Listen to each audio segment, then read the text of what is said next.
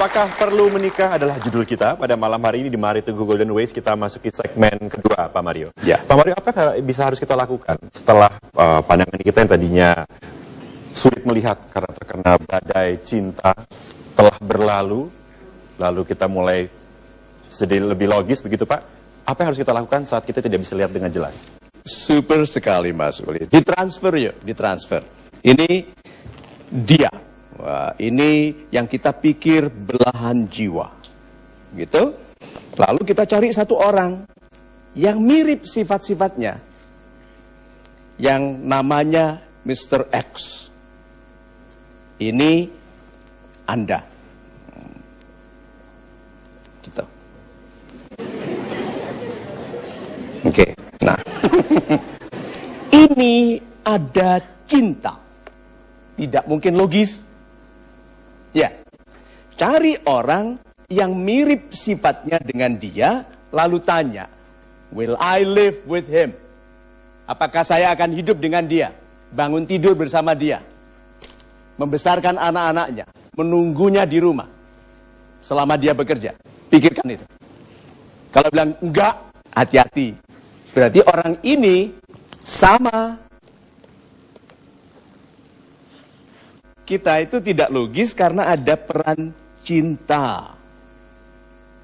Oke, kalau Anda membesar-besarkan cinta, tolong diingat ya, semua keluarga yang bertengkar dan bercerai itu mulainya cinta.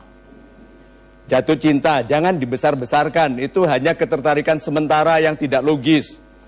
Tetapi itu telah membuat sejarah dunia. Ada calon raja menanggalkan tahtanya karena mencintai seorang wanita yang dilarang oleh kerajaan. Ya, cinta itu powerful, tetapi kalau kita khawatir mengenai kualitas hidup kita di masa depan, kita transfer, itu caranya. Transfer sifat-sifat itu pada orang yang tidak kita cintai, lalu will I live with him? Kalau tidak, jangan. Apapun kata hati Anda, setelah beberapa saat ternyata buktinya Anda bisa jatuh cinta lagi kok. Berarti yang dulu apa janji-janjinya? Manage your love, manage perasaan itu. Nah, kalau Anda tepat pilih orang yang sifat-sifatnya itu baik. Kalau Anda mencintainya karena kecintaan Anda kepada Tuhan, tidak mungkin salah. Karena kecintaan Anda kepada Tuhan itu baik tatanannya. Sehingga orang itu yang membuat Anda cinta kepadanya adalah sifat-sifat, kualitas-kualitas yang dicintai Tuhan. Itu. Super sekali Pak Mario. Terima kasih Pak. Kita berikan Super Radians kesempatan untuk bertanya. Silakan. Ibu, silakan Ibu. Selamat malam Pak Mario, salam super. Saya Fadila dari Medan. Dari Medan. Begini Pak Mario, pada saat kita menikah dengan pasangan kita tidak hanya menikah dengan dia, tapi juga dengan keluarganya dan backgroundnya dan segala yang dia miliki. Tapi pada saat kita ketemu dan merasa sudah menemukan belahan jiwa kita kurang klop gitu dengan background dan keluarga dan sebagainya dari diri dia. Pertanyaannya, menurut Bapak, apakah memang harus klop semuanya baru baik untuk menikah? Atau ada beberapa hal dasar yang jika itu sudah klop, baik, udah bisa digerakkan gitu untuk menikah? Jangan duduk dulu, menurut Anda? Menurut saya akan lebih baik jika klop semuanya. Good. Kalau tidak bisa?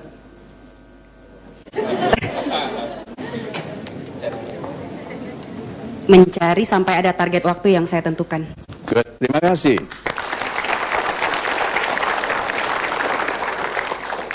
Ini kalimat sederhananya. If you really love him.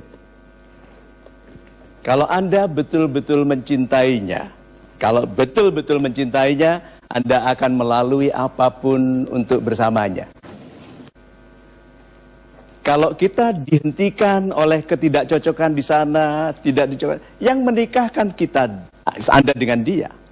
Yang di luar itu adalah hal-hal yang bisa diubah. Kalau Anda betul-betul mencintainya, masa hanya karena 1-2 orang yang tidak setuju, Anda membatalkan pernikahan, padahal orang ini akan menjadi pemimpin negara yang bisa Anda muliakan dalam sebuah pernikahan yang bahagia. If you really love him. Kalau kita betul-betul mencintainya, kita tidak akan memarahinya seperti itu.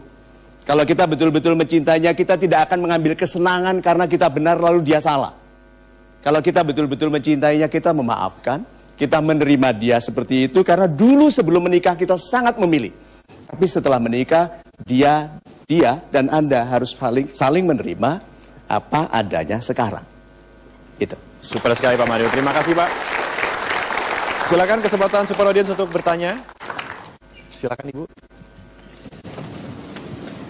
Selamat malam Pak Mario. Selamat malam. Nama saya Deni Anggraini dari Jakarta. Yes. Pertanyaan saya adalah bagaimana mengubah persepsi seseorang yang kehilangan kepercayaan akan komitmen dan keindahan sebuah pernikahan dikarenakan masa lalunya, misal dia berasal dari keluarga broken home atau dia berasal dari panti asuhan. Cukup itu pertanyaan saya. Terima kasih.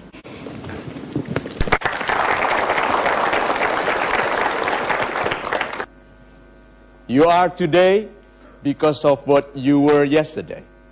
Anda hari ini karena Anda yang kemarin. And you will become what you are today. Kita akan menjadi apa adanya kita sekarang. Kalau kita membawa puing-puing masa lalu dalam kehidupan kita sekarang, di masa depan kita akan menjadi pedagang puing. Betul. So harus ada waktu di mana kita berhenti membawa luka masa lalu dan hidup sepenuhnya hari ini and trust in God. Percaya kepada Tuhan bahwa orang apapun masa lalunya, kalau masa kininya baik, masa depannya baik. Saya mau sampaikan satu kalimat yang sangat sederhana, tetapi jarang disadari orang. Seberapa buruknya, nista dan kotornya masa lalu seseorang, masa depannya masih suci. Mengapa tidak maafkan diri?